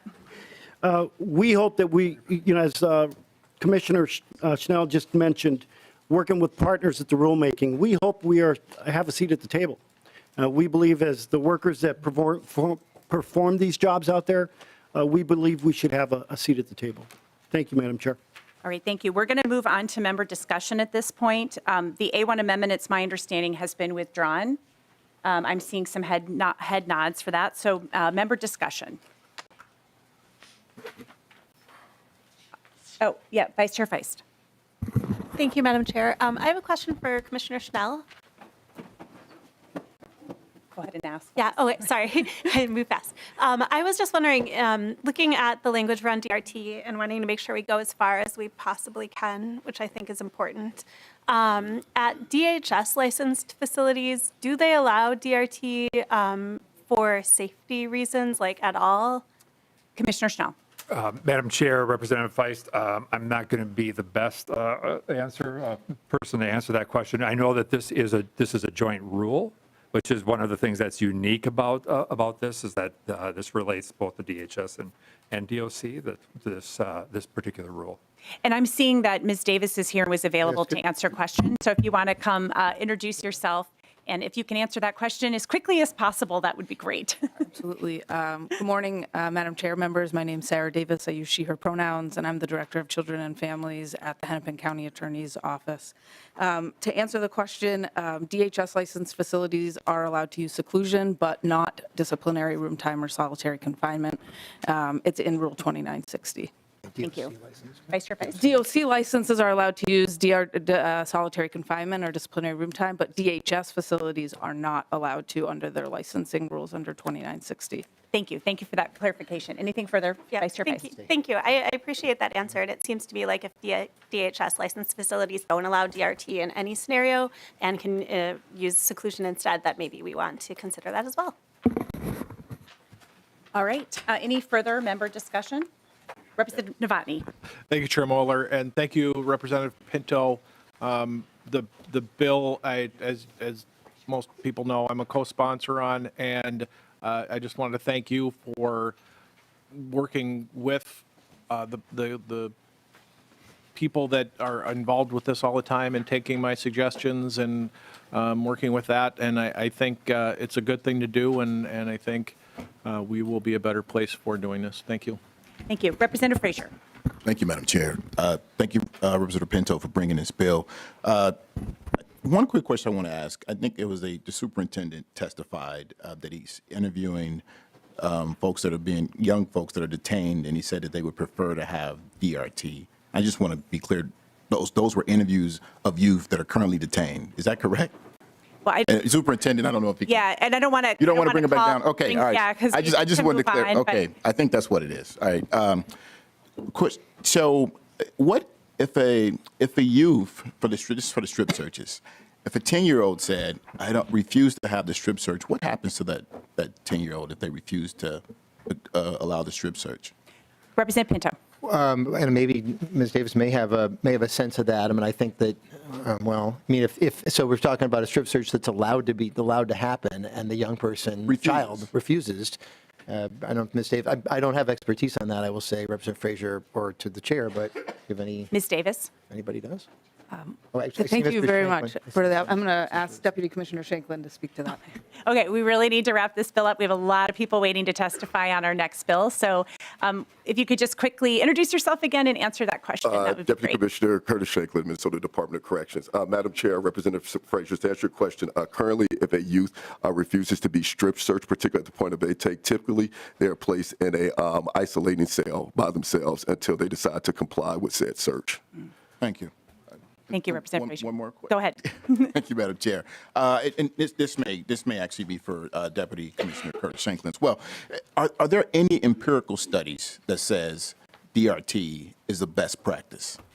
Deputy Commissioner. Madam Chair, Representative Frazier, good question. No, there are not. As in fact, all accredited national organizations have come out against this practice, including the American Bar Association, that has come out and used distinct language that it says any searches conducted by anyone who is not a medical practitioner is deeply traumatizing to that youth. And I would just also point out, to the point about medical practitioners not being around to conduct these searches, currently in rule right now, if someone wants to conduct a cavity search on a youth, they have to have a medical licensed practitioner either conduct that themselves or aid or be present for that to happen. So it's already in rule that medical practitioners are involved and have to be involved with these searches. Thank you, Madam Chair. Thank you. They were good questions. So, all right. Any closing comments, Representative Pinto? I just need to give a shout out to the Deputy Commissioner Shanklin, also Katrina Dexter's with them, because they were the folks who brought this bill to me in the first place, and this would be a great step forward to pursue. So thank you, Madam Chair, and thank you, committee. All right, with that, I will renew my motion and lay over House File 1233 as amended. And now, last but not least, the bill that many of the people are here for in the audience today, House File 100, Representative Stevenson. I will move that House File 100 be re-referred to the Committee on Economic. If people in the audience can quiet down, please. I will move that House File 100 be re-referred to the Committee on Economic Development, Finance, and Policy. Representative Stevenson, I understand you have the A57 amendment. I will move the amendment. Can you please explain it to us? Yes, Madam Chair, the A57 is an author's amendment that incorporates a lot of changes that we've been working on as we've been moving through committees, including some changes that members have brought and some that stakeholders have brought. In particular, I will highlight it significantly increases the civil penalties in the bill in order to control the illicit marketplace. It also makes some data changes that result of some great work with Representative Scott. It also further modifies the DWI and other sections of the bill to respond to the recommendations of the DWI task force. I guess in the interest of time, I'll leave it at that, but if there are questions, I'm happy to answer them. Discussion to the A57 amendment. Seeing none, all those in favor signify by saying aye. Aye. Opposed? Motion prevails. The A57 is adopted. All right, Representative Stevenson, I'm trying to talk so fast that I don't know, mispronouncing your name. You're good. Please describe your bill as amended. Madam Chair, I'll be extremely brief because I know that there's a lot of people who want to talk, and most members have heard this bill at least once before. This is the bill to legalize adult use cannabis. Minnesotans are ready for this change. Our current laws are doing more harm than good, And with that, I'll leave it to the testifiers. Thank you. And we have Munira Mohammed and Rihanna Buchholz. So Munira Mohammed, if you want to introduce yourself, welcome back and begin your testimony. Hello, Chair Mueller and the Public Safety Committee members. My name is Munira Mohammed, and I'm with the ACLU of Minnesota. That's the American Civil Liberties Union. We are speaking today in support of House File 100. Cannabis laws desperately need reform due to stark racial disparities in marijuana possession arrests and the fact that they haven't gotten better in Minnesota or nationwide. Nationally, on average, a Black person is 3.6 times more likely to be arrested for marijuana possession than a white person, even though Black and white people use marijuana at similar rates. Here in Minnesota, it's an even bigger problem. A Black person is 5.4 times more likely to be arrested than a white person, which is significantly worse than the national average. The disproportionate targeting and over-policing of Black communities for a substance that is equally used among the population is the logical consequence of marijuana criminalization and the byproduct of the failed war on drugs. Being caught with even the smallest amount of marijuana can risk your housing status, employment opportunities, child custody determinations, immigration status, and eligibility for financial aid. It can ruin lives. House File 100 is a viable path towards responsibly legalizing marijuana use for Minnesota adults. It has strong provisions that don't simply replace marijuana prohibition with onerous fines and fees that can disproportionately affect marginalized families. It also provides clemency and resentencing for certain marijuana convictions and expungement of past marijuana convictions. Full legalization would stop further arrests for possession, decrease prison populations, reduce the criminalization of Black and brown communities in our legal system. The ACLU Minnesota urges you to support House File 100, and thank you to the committee for letting me speak. Thank you. Thank you. Next up, we have Rihanna Buchholz. Welcome to the committee. Introduce yourself and begin your testimony. Thank you so much, Chair Mueller and members of the committee. My name is Rihanna K. Buckles, and I am the Legislative and Coalitions Director for Americans for Prosperity here in Minnesota. I am here to testify on behalf of the cannabis bill and express AFP's support for its passage. We at AFP believe in a dignified approach to public policy, advocating for bottom-up solutions that help every individual achieve their full potential. We also believe in second chances and empowering individuals to use their experiences to make a positive impact for themselves and their community. HF100 is a great example of such a transformational measure that will help right the long overdue wrongs of the war on drugs and uphold constitutional rights for individuals impacted far and wide by prohibition. We enthusiastically support the expungement measures in this legislation. The nearly 1.1 million Minnesotans with a criminal record face both societal stigma and more than 550 legal barriers in our state law alone that prevent them from accessing meaningful employment, adequate housing, and additional education. Expungement is a proven solution to true second chances that both research and actual experience in other states prove the benefits of for public safety and for our local economies. The nationally celebrated Second Chance Month is coming up in April, and passing this legislation would be a wonderful way to celebrate. We are disappointed to see that many of the new criminal penalties are being created by the legislation, and we would just like to see some of them changed to civil penalties. It's our opinion that these well-intended provisions should not create additional barriers to people achieving their full potential as we create this new industry. It's our hope that dismantling prohibition will help reduce the number of individuals who encounter the judicial system and have an unnecessary criminal record that could hinder their opportunities.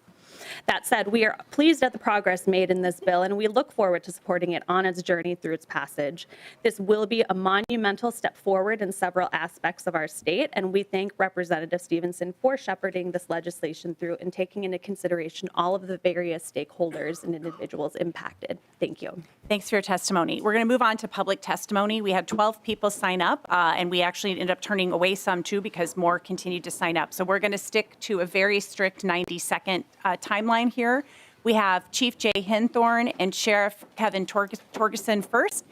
Go ahead and make your way down to the testifier table. And then on deck will be David Bernstein. So go ahead, Jay Hinthorn, introduce yourself and begin your testimony. Thank you, Madam Chair, members of the committee. My name is Jay Hinthorn. I'm the Director of Public Safety and Chief of Police for the City of Richfield. I'm here today to testify with concerns House File 100, as currently drafted on behalf of the Minnesota Chiefs of Police Association. Our association collectively represents over 300 police chiefs across the state. As the bill has moved through various committees, legislators have said it is important to prioritize an extremely tight legal market and regulatory structure to not exacerbate an existing illicit market. Unfortunately, this bill does not do that for a variety of reasons. Registration fees and compliance checks that were added to the bill since it was introduced is a step in the right direction, and we thank Representative Stevenson for his work on that. But the bill should mirror other licensing operations that our state has had success with. Local governments should have licensing authority as they do with other retail operations like liquor stores. The significant amount of cannabis an individual can legally possess and grow at their home, this will not reinforce a tight regulatory structure through consistent retail outlets. This will create a homegrown illicit market and will lead to more work for local law enforcement. Ultimately, it will only further an already flourishing illicit market in the state of Minnesota. Our association, along with the Sheriff's Association, submitted a broader letter to the committee including traffic safety concerns based on what we have seen in other states that have legalized adult use cannabis. Make no mistake, the bill will lead to major traffic safety concerns, and we will see a stark increase in traffic safety-related deaths. We urge the legislature to make these changes through the committee process and help our local governments and agencies provide the layer of regulatory certainty that our communities expect. Thank you for the opportunity to speak today. Thank you. Kevin Torgerson, welcome to the committee. Introduce yourself and begin. Thank you, Madam Chair, members. I'm Sheriff Kevin Torgerson of Olmsted County and Minnesota Sheriff's Association. I hope today you will discuss the points I highlight here. At the core of our concerns is everything this committee represents: public safety, finance, and policy. Article 1, Section 4 authorizes training more drug recognition experts on line 2211 and forced retirement replacement of current drug detection dogs on line 2215. For my agency alone, that will cost $40,000 to replace 2 teams. This is not cheap, nor a standard Minnesota can accept without trained teams. Article 4, Section 40, this bill authorizes an oral fluid preliminary testing pilot project between August of this year until July of 2025. However, the bill indicates effective dates for July and August of this year or January of 2024. How can we keep public safe when the legalized marijuana is available a year and a half before we have an authorized testing procedure? Isn't that like buying a new car without safety features? There is no way public safety can be ready by August 1st or January 1st. Lastly, for nearly 20 years, the number of fatalities on our roads has been reduced nearly in half. When other states legalize marijuana, the number of traffic fatalities has increased where one or more drivers are marijuana impaired. I'm saddened that the increased loss of life on our roads is simply collateral damage for those who wish to put a foreign substance in their body. Please listen to your traffic safety experts and work with us to keep Minnesota safe. Thank you. Thanks for your testimony. And then David Bernstein's next, and Linda Stanton is on deck. If you want to make your way down, welcome to the committee. Mr. Bernstein, introduce yourself and begin your testimony. Thank you, Madam Chair, members of the committee. My name is David Bernstein, and I'm the chair of Minnesota's DWI Task Force. For those unfamiliar, the task force has been in existence since 1982. We are a volunteer organization, nonprofit, unaffiliated, unfunded. We have a great diversity of perspectives of professionals that work on DWIs in all aspects of cases. The DWI task force is neutral on this bill. We understand that the purview of this bill is much broader than our group, but we are focused on the highway safety considerations. And the purpose of my testimony and the letter I submitted is to emphasize, if this bill passes, highway safety considerations must be considered and emphasized. I do want to thank Representative Stevenson and Mr. Johnson for the opportunity to have met and collaborate. I hope for that to continue. There are some inclusions in the bill at our request that help protect highway safety. There are more that would be helpful. Our goal is to make sure that the standards and laws are clear and fair, and that is to the public, to law enforcement, to attorneys, and to the courts. There are some provisions we'd like to see added that are not currently included. There's underage drinking and driving. We'd like to see the equivalent of underage use and driving, higher standards for bus drivers, commercial vehicles. I do want to put to rest a misnomer. We're not looking to enforce people who have used cannabis 20 days ago or 2 weeks ago. We're looking at impairment, recent use, and the blood test, the oral fluid, looks at that recent use.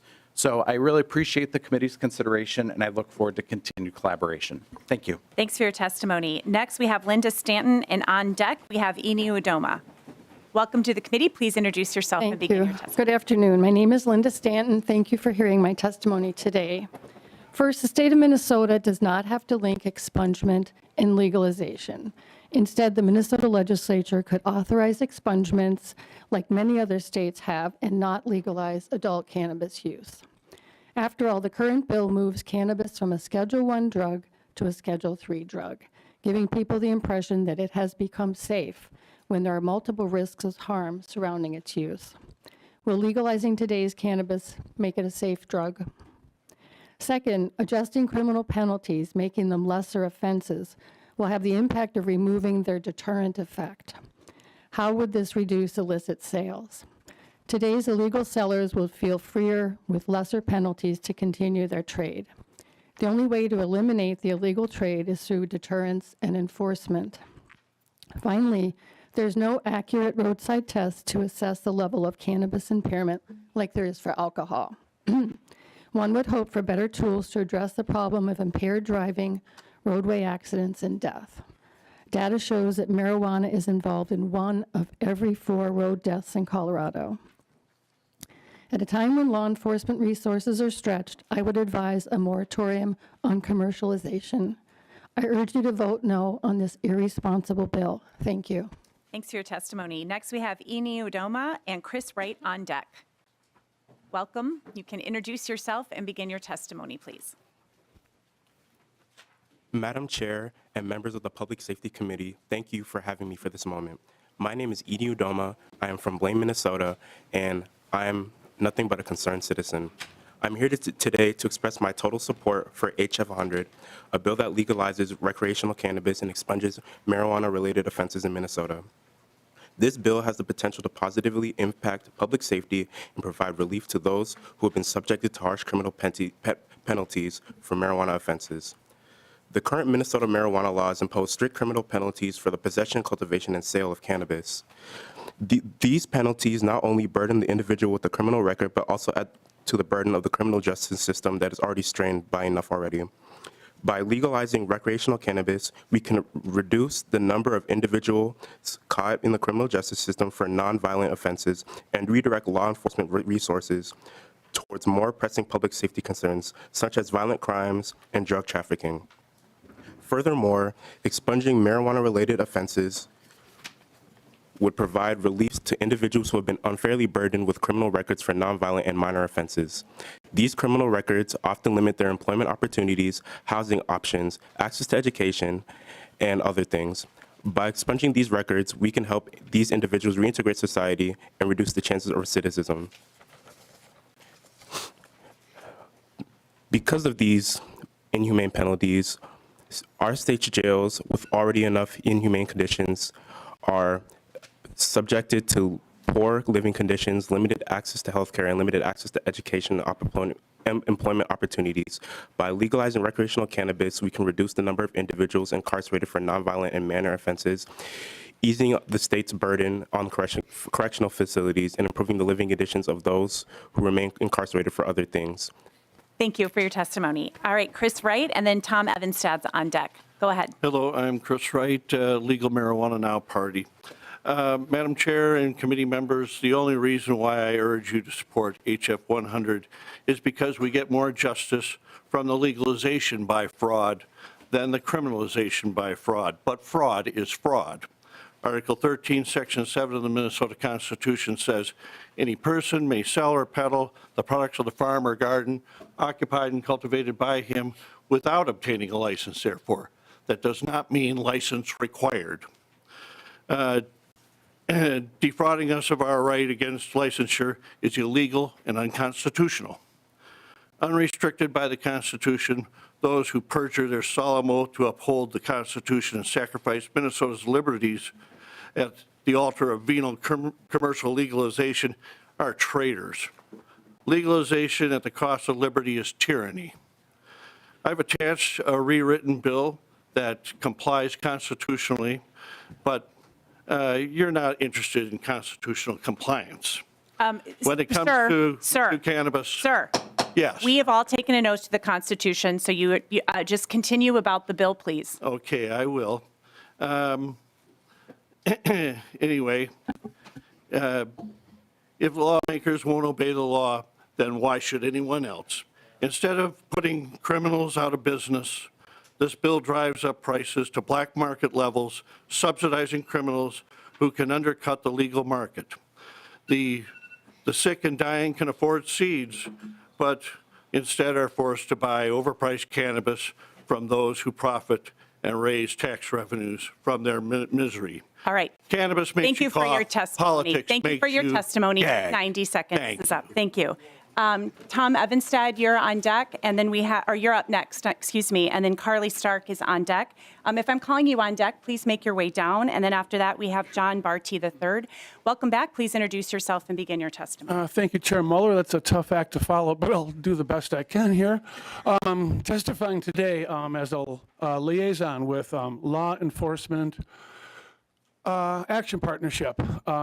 And the testimony is in written form today in the packets. I urge all committee members and, of course, me following at home to click on their link. The date is the date. The position is support. To the House Public Safety, Finance, and Policy Committee, distinguished members, et cetera. Thank you for your opportunity to testify today in support of HF100, which would legalize the possession, cultivation of cannabis, and manufactured cannabis products for responsible adult use. I am representing myself, having spent my career as a police officer and as a speaker and executive board member for the Law Enforcement Action Partnership, LEAP. LEAP is a nonprofit group of police, prosecutors, judges, and other criminal justice professionals who speak from firsthand experience. Our mission is to make communities safer by focusing law enforcement resources on the greatest threats to public safety, working toward healing police-community relations, and addressing the root causes of crime. Marijuana prohibition affects families and communities by increasing the danger of drug misuse. Years ago, my son was looking to experiment with a drug, but was scared away from marijuana by its illegal status. Instead, he used spice, a synthetic drug that caused him to overdose and suffer psychological problems to this day. The drug war has not protected our children. Instead, it has increased the misuse and abuse of drugs. When a drug is illegal, we have no control over it. Nobody needs a license to sell it, so drug dealers can sell it to young people. There's more, but in respect to the committee, it's in a written testimony. And again, I thank you for your time. I urge your support, myself, to pass this bill. And on behalf of LEAP, as you just heard, they're in support of the bill as well. Thank you, Chair Mueller, members of the committee. Thank you. Thank you. Carly Stark is next, and we have John Barty III and Marcus Harkis. Go ahead, Carly. Thank you, Madam Chair and members of the committee. My name is Carly Stark, Public Safety Policy Analyst with the Association of Minnesota Counties. Our association represents all 87 counties in Minnesota. While AMC membership is divided on the broader issue of cannabis legalization, members are united in three broad principles. First, legalization efforts should include a strong role for local control and authority to ensure successful administration, enforcement, and public safety, as well as allow for local communities who are represented by elected leaders to decide what's best for their residents and community members. Second, any legalization effort should have a strong, thorough, and expansive regulatory framework that ensures product quality control, education, inspection, and licensing duties, and include opportunities for local government participation and meaningful review.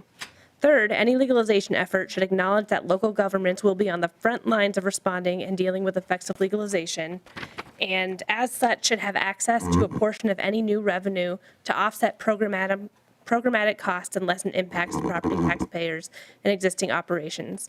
We want to ensure that AMC has that counties have the resources to prevent and address potential increases in cannabis use by juveniles, adequately provide investigation and mitigation of illegal grow operations, effectively address increases in driving while impaired crimes, and providing training of additional drug recognition evaluators.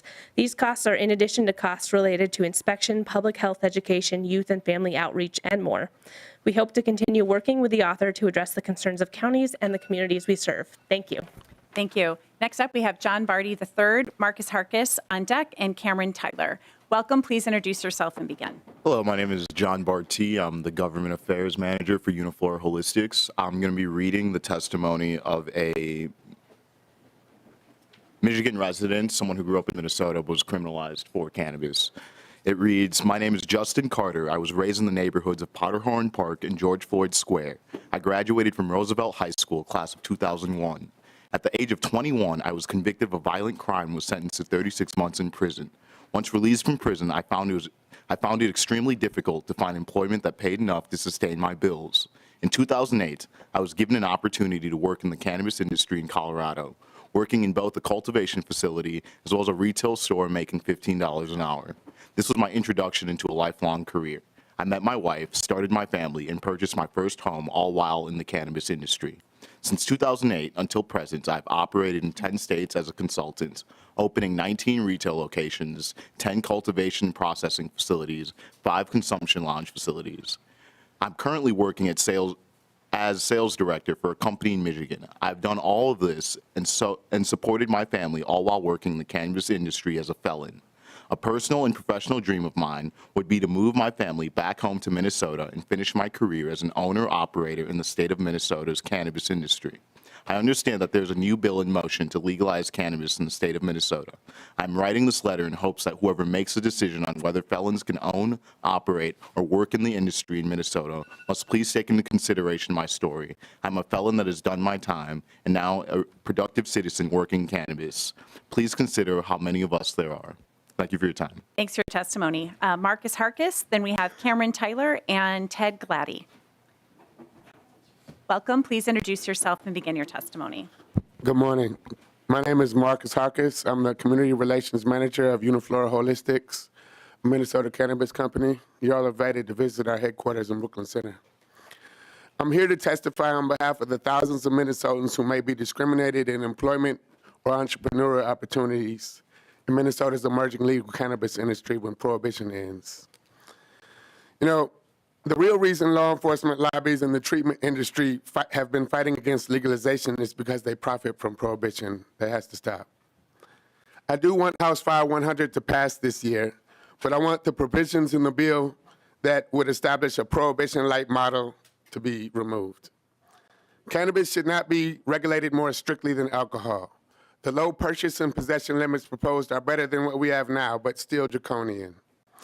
We must end the drug war in a way that is equitably regulated, reasonably taxed, and justly repairs all prohibition victims, not just misdemeanors with the expungement process. Expunging felonies must be prioritized. The purpose of ending prohibition is to cease criminalization. And we must advocate for a state and local government level paradigm shift that opposes treating Minnesotans like second-class citizens for the rest of their lives. Whether it's a cannabis conviction or most others, have people who have long paid their penalties and rehabilitated their own lives against the odds. I don't have a criminal record, but I know, my friends and family, they've been haunted for years, like Cameron Taylor. And some of the best people, cannabis industry leaders like Mason Holt and Justin Carter, could be potentially barred from entering the cannabis industry in Minnesota if we don't correct, House File 100. So let's keep it moving, but let's get it done right, please. Thank you. Cameron Tyler, and then the last person we have on the list is Ted Gladdy. Please introduce yourself and begin. Cameron Taylor. Good afternoon, members of the committee and everyone else here. My name is Cameron Taylor, and I was called here today to speak briefly about my experience within the criminal justice system, which occurred from my 5th-degree felony marijuana possession charge back in August of 2012. Since that conviction, making a livable wage for my family, it became extremely difficult and nearly impossible for many years. Being denied employment and housing opportunities made it very evident that the goal of the state was not to grant reentry into society after time served, but more of a demeaning cycle that made me wear the conviction of my past as a uniform instead of looking at the charge that I was committed to my future. Which is why I feel it's important that the verbiage of HF100 include the immediate overturn of felony and misdemeanor marijuana convictions, so that the affected individuals don't find themselves in unsafe, redlined housing or suffer the same employment barriers that I did. Thank you for your time and opportunity that I was given to provide the voice to the face, to the mute and unseen. Thank you. Thanks for your testimony. My apologies for mispronouncing your name as well. And then we have Ted Gladdy, and I may be mispronouncing your name as well. Please introduce yourself and begin. I am Ted Gladdy. I'm the owner-operator of Hemp Maze, Minnesota at Willis Keep Farm in Zumbrota, and we also own the Old Pine Theater in Pine Island, Minnesota. So the reason I'm here before you, and thank you for having me, is that HF100, although I want to see more access to cannabis, I think there needs to be changes in this bill. HF100 lists hemp 381 times. I'm a hemp grower. I'm a hemp processor. I'm licensed and registered through the Minnesota Department of Ag, and I want to continue to do that. I want to continue to farm my product. I want to continue to bring my product to my customers. We have a farm store that's open 7 days a week, all year round, where we've helped thousands of people, as you've heard from other testifiers, get off opioids, alcohol, other drugs. Cannabis is not a drug. It isn't. You can look that up. It's not a narcotic. It's not a depressant. It actually is more closely related to a vitamin like vitamin D. We have an endocannabinoid system with receptors in our body, and henceforth, we produce cannabis in the body, so henceforth it is a hormone, and we can also ingest it. So it's very similar to vitamin D. My issue here, though, is I want to see expungement. I want to see decriminalization of cannabis. However, I feel like in this bill, there's the civil penalties, but there's also misdemeanors for not, I guess, selling it correctly. And right now, if I want to sell CBD or the low potency THC, which is a full spectrum product, if I do that out of my theater after this bill is, or the farm after this bill is set in place, and I do not get a license, then I guess I'm breaking the law. So henceforth, I just would like you to look at that, realize that I've been selling this product since 2019. I've been growing since 2018, and I want to keep business as usual. Thank you for your time. Thank you. We're going to move on now to member discussion. Before we have questions, we do have a few amendments. First, we have the A54 amendment. Who's offering the A54? Representative Navani.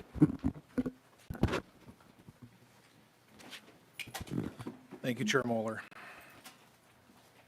When we look at the bill, and there's going to be considerable discussion over the next hour or however long we go about public safety. Had the testifier that was just taking a shot at law enforcement that they want this because they want money. I fail to understand or am knowledgeable about what money they get from enforcing crimes. That being said, law enforcement is here and they are against the legalization of marijuana any more than it already is in the state because they're worried about public safety. The gentlemen sitting in the crowd right now, guessing by the color of their hairs or lack thereof, have seen things over the time that would lead them to believe that people driving under the influence of marijuana is not good. If we look at Colorado and the statutes that have been brought up several times about what happens after legalization, we know there's going to be more injuries, there's going to be more crashes, there's going to be more deaths, because there will be more people having access to marijuana. There'll be more people that'll be mixing alcohol with the marijuana. So my bill would try to get some clarification and make sure that under the statutes that the marijuana is addressed and we get an actual description of the products that we're talking about. And that's my amendment. We change basically in several changes. We change it to cannabis flower, cannabinoid product, artificially derived cannabinoids, marijuana, and tetrahydrocannabinoids. I was never able to say that very well. And that's my thing. And with that, the point is that we're trying to get to zero tolerance for driving. When we look at talking to the drug recognition experts, they tell us that there's not a measurable amount of THC in the system that is commensurate when you talk about an 0.8 blood alcohol level. I don't think there's any measurable amount that's going to be safe. There's some amount of marijuana that would be less dangerous than than an amount of not having any, and I don't believe I'm saying that right, but we'd prefer none, and that is my amendment. All right, thank you. And before you respond, Representative Stevenson, we do have a hard stop at 12:30. I don't know if I heard you say an hour, but we don't have an hour. So, I would accept an extension, Chair, if you. but we actually have to be done with this room at 12:30. All right, Representative Stevenson. So, Madam Chair, Representative Novotny, most of the 854 amendment is weaved into the 857 that you already adopted, but if you adopt the 854, because it's altering other sections, you will undo some of the changes in the 857 that actually are helpful towards getting DWI law in the shape we need it in. But if you take a look, for example, just the first section, I won't walk through them all in the interest of time, but if you look at what's happening on page 1 of the 854, you can find the change. For example, you add language on 1.19 to 1.21. If you look at the 857, which we've already adopted, you will find that same language on 811 through 813. But if you adopt this amendment, you will get rid of the language on 814 and 815, which I believe is helpful for public safety. So, and that carries on throughout the 854 amendment. So I would ask you to withdraw the 854, but otherwise I have to ask the committee to vote it down. Representative Novotny. Question for Representative Stevenson. Does your amendment have a zero tolerance for driving? Representative for Stevenson. THC? Madam Chair, Representative Novotny, as I mentioned, what this amendment does is already in the bill. I think we can maybe talk in more detail about that offline in the interest of time, but I think your amendment is incorporated in large part in the 857 amendment. Representative Novotny. I'd like to get clarification from House research on that. Mr. Johnson. Madam Chair, members, Ben Johnson from House Research. Both the A57 and the A54 change the same sections. The changes are not identical. The changes in the A57 would treat marijuana, THC, that list of potential products and chemicals, similar to how alcohol is treated, in that you must first be driving under the influence to then be triggered as having committed a DWI. The section that the A54 changes treats it like a controlled substance other than marijuana. It's illegal currently to drive right now in Minnesota with any amount of a controlled substance in Schedule 1 or Schedule 2 in your system, and this would include any marijuana, hemp-based products on that list. So they amend the same sections. The A54 creates what's being referred to as a zero tolerance, meaning any amount in the system would be a violation. The A57 treats it more like alcohol, where one must be under the influence of the substance. Thanks for that clarification. Representative Novotny. Thank you, Chair Mueller. So many of the things that we have concerns of when it comes to the driving conduct, enforcement of criminal vehicular operation of motor vehicles and things, and determining under the influence. As everyone knows, but I'll say it again, there isn't a PBT test for marijuana. There's discussion on even if we can compel a standardized field sobriety test, which I don't believe we can. And then it goes down to influence, under the influence. And the way you demonstrate that is with the DRE, and we'll have bills that we'll be talking about that in a minute, but you have to have someone that can show an influence. The fact that so many of these cases that we're going to be talking about are driving involving criminal vehicular operation, by definition, there's a crash. In several of the, most of those situations, there's going to be someone that's not going to be able to do a standardized field sobriety test to determine under the influence because they're either in the hospital or they're, by definition, been in a crash, and it's easy to invalidate the field sobriety test if it's not a DRE based on that. So I'll get to this. Representative Stevenson, is there any amount that you would put or accept as an amendment at any point before this comes to a floor. Is there any amount of THC in the blood that you would consider a prima facie intoxication like alcohol? Representative Stevenson. Chair Moeller, Representative Novotny, I'm happy to talk to you about that between now and the floor. We would need to have a long conversation with a lot of experts, so I'm not going to answer the question directly, but I'm, as anyone in your caucus can tell you on this bill and other bills, I'm always happy to keep talking, and I will talk to you about this. And I'll just note, we have 6 minutes and we have 3 additional amendments. Representative Novotny. We'll withdraw the amendment. The A54 is withdrawn. We'll move on to the A55 amendment. Who will be offering that? Representative Mueller.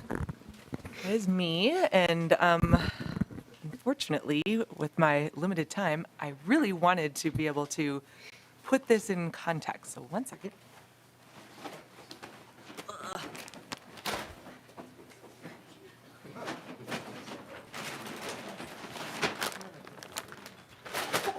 Here we go. Oh, sorry, I'm missing one more. So this is 5 pounds. I'm allowed to use props in committee. This is 5 pounds. In the bill, it allows you to have 5 pounds for personal use. And if you do the math, I won't go through all of it, that literally is 6,800 joints.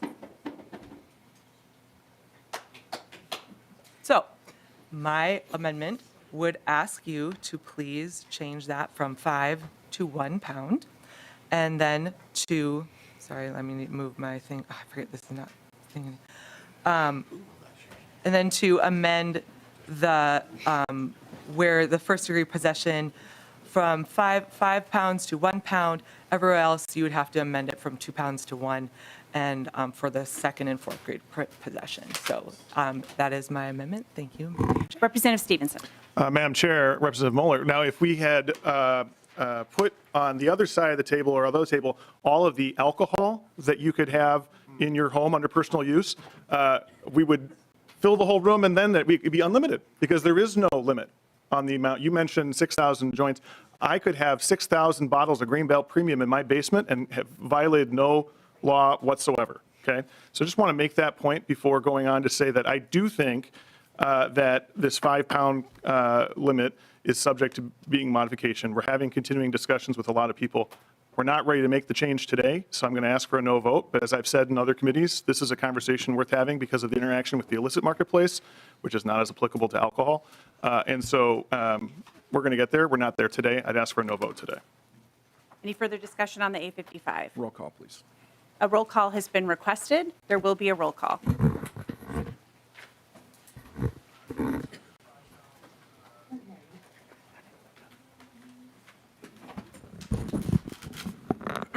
Chair Mueller? Aye. Oh, sorry, excuse me. No. Thank you, Chair Mueller. Chair votes no. Mueller, no. Vice Chair Feist? No. Feist, no. Representative Novotny? Yes. Novotny, yes. Representative Becker-Finn? No. Becker-Finn, no. Representative Curran? No. Curran, no. Representative Ingen? Yes. Ingen, yes. Representative Fraser? No. Fraser, no. Representative Grussel? Yes. Grussel, yes. Representative Hollins? No. Hollins, no. Representative Hudson? Yes. Hudson, yes. Representative Hewitt? No. Hewitt, no. Representative Mueller? Mueller votes yes. Mueller, yes. Representative Pinto? No. Pinto, no. Representative Tapke? No. Tapke, no. Representative Whitty? Yes. Whitty, yes. With 6 ayes and 9 nays, that concludes the roll call vote. There being 6 ayes and 9 nays, the A55 amendment is not adopted. Next, we'll move on to the A56. Who is the A56? That'd be me. Representative Novotny. Thank you, Madam Chair. In the bill, we have restoration of rights and expungence of records, and most of those will be automatic. But the one thing that's not automatic is the restoration of a constitutional right. In fact, it's number 2 of most important rights. It's not automatic, and it goes before a board of people that are not judges or familiar with the case. My amendment, number 56, would change it from a presumptive that they have to ask for it and change it to should not, insert not. There should be not a good reason why the right should be restored. And it also changes that the expungement board can make a recommendation, but they're not the final authorities. Just seems like of all the things we're going to do, if these people, we have several other places in your bill that you restore rights or give people the rights to purchase firearms aren't going to be considered anymore. Why aren't we then considering that in the same context of restoring your rights to get firearms? Representative Stevenson. Madam Chair, Representative Novotny, I think we're really, really close on this amendment. My understanding of this amendment is that it applies to not just expungements, but to resentencings. If this amendment only applied to expungements, I probably would have said, let's take it. Since it applies to both, I'd like to continue to talk to you about it. So I'd ask you to withdraw it, and we can work together on it, and I'll adopt something later. But if you want to vote, I'd have to ask for a no vote. I'll take the branch. I'll withdraw. Yeah, okay, that one is withdrawn. And members, we are at 12:30. We have a hard stop, so we're going to have to recess and come back at 1 o'clock or later tonight because we couldn't get done. So as of now, we'll stand in recess to 1 o'clock in room 5.